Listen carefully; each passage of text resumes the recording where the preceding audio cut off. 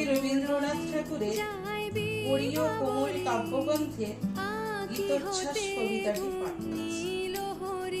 নীরব বাঁশরিখানি বেজেছে আবার, প্রিয়ার বারতা বুঝি এসেছে আবার। বসন্ত কানন মাঝে বসন্ত সমীরে, তাই বুঝি মনে পড়ে ভোলা গান যত।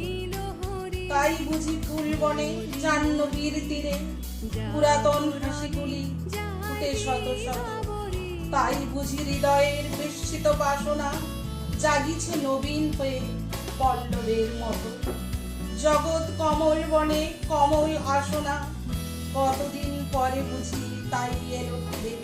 সে এলো না, এলো তার মধুর মিলন, বসন্তের গান হয়ে এলো তার সব। দৃষ্টি তার ফিরে এলো, কোথা সে নয়ন, চুম্বন এসেছে তার, কোথা সে অধর।